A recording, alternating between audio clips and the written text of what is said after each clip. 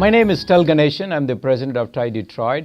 I am here with Dr. Partha Nandi, one of the most passionate, compassionate, driven physician that I ever met. So thank you, Dr. Nandi. It's my pleasure, Tel. Thanks for having me. Yeah, so just want to ask you a couple questions as you are the grand keynote speaker for the TiECon.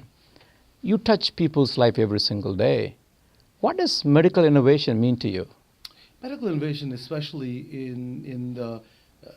in the realm of what we're talking about with TiECon, is how technology has disrupted in a positive way. Sure.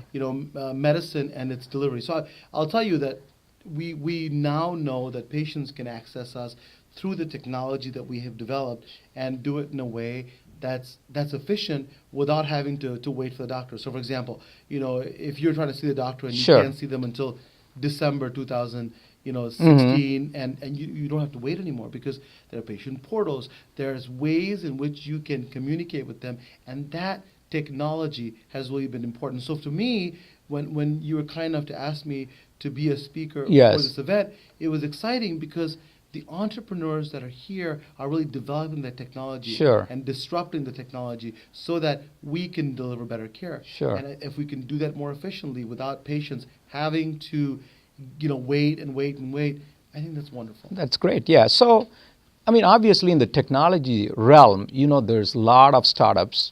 It's all over the place. The energy is very contagious, even in Detroit, is coming back. But we're not seeing enough entrepreneurs in the healthcare innovation arena. So what are some of the things that we can do to see more healthcare entrepreneurs? I think that's a great question because you're right. We need a little bit more of folks that want to do this disruption. They want to change Yes. the paradigm. I think two things happen. Is that the technology often are not complementary. So we have, for example, electronic medical Sure. record systems, but they don't talk to each other. So you have different systems of technological innovation, but they often compete and they're not complementary. I think you would agree that the saying that all in a rising tide, all boats will rise. Right? That's right. So we can then work together. I think more and more people are realizing in healthcare, as they have in business, that if you can then develop technology that's complementary, you and I could both do well and help the.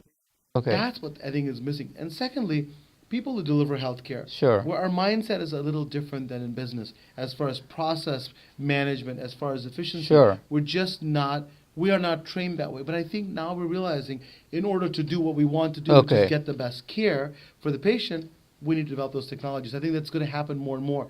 And that's why it's so important that conferences and Sure. meetings like yours happen so people know what others are doing so they can jump on and say, Okay. you know what, I want to do the same thing. So are you telling us the physicians are lagging behind technologists? Absolutely. Oh, I think that some physicians actually see technology as a hindrance because it's one more thing you have to do. So you feel like, I should be talking to the patient instead of doing that. In certain cases, it's true. Sure. But what's happened is that it's made our care more efficient. It's made it more applicable to patient. Okay. And like I said, this morning, I did procedures. In between procedures, I was able to take care of 30 messages from patients. Okay. Patients that had medication side effects, patients that had problems with therapy, Sure. patients that had questions about their family. Normally, in the old days, before you had such technology, we would answer tomorrow or later today. Later, that's right. That's just too late. Now we can do it instantly. We send it to our nurses, or we talk to patients ourselves, and that problem is solved immediately, not hours later. And that's a massive difference. It is a huge You're difference. Friday afternoon, and you're worried about your mom, and you get the question answered right away. Take this medicine, this combination. That's revolutionary. Sure. That's why it's so important. When you told me about this conference, I said this is right up our alley because things are happening now that didn't happen, during our father's generation Yes. or even 10 years ago. That's really changing patients' lives. Okay. As you know, this conference is all about entrepreneurship, right? So what are some of the areas in healthcare where it's currently not being served that an entrepreneur can work on? And what kind of opportunities you see in that area? It's a good question. I think that the main problem is that the providers, such as myself, and Sure. the patient, the technology doesn't always fit our needs. So, for example, doctors and nurses and providers are not able to talk to the programmers, the people who are trying to make the innovation, say, this is what we are looking Sure. for. Conversely, patients also, a lot of our patients are elderly. We love for that there be input with the patient when these innovations are taking place, so it's more user friendly. If that happens, I think that's a huge opportunity for innovators and entrepreneurs to take input from the patient as well as the provider. Have them when the think tanks are there, when the solutions are being created, so that it's useful for us. Good. Otherwise, it doesn't apply, and we can't take advantage of these awesome technologies. So as you open the window to the healthcare mobility, what are some of the key takeaways for the audience that's going to come to TiECon?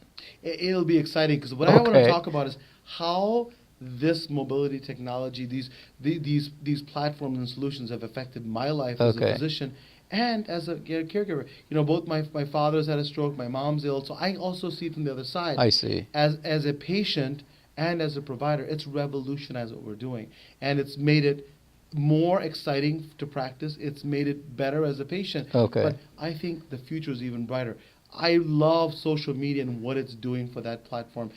For example, as a practice, we can give information we couldn't give before. Sure. And in a way that's not foreboding, that's not a place that people don't want to go to. You go to a doctor's office, and sometimes it is the scariest place you want to go to. Sure. And so people stay away from it. If we have a conduit in which we can approach them through social media, that'd be great. So these are some of the things I'll be talking about, that what the future is excellent, and I mean what the present is excellent, and the future is even brighter. That's right. So as you know, at our TiECon, you're going to be wearing multiple hats, actually 3 hats to be specific. You're going to be grand keynoting, you're going to be moderating a panel, also you're going to do a fireside chat with Nancy, the CEO of Henry Ford Health System. So thank you so much for your involvement, and I look forward to seeing you at TiECon. Thank you for the invitation. I hope everybody comes out. Absolutely.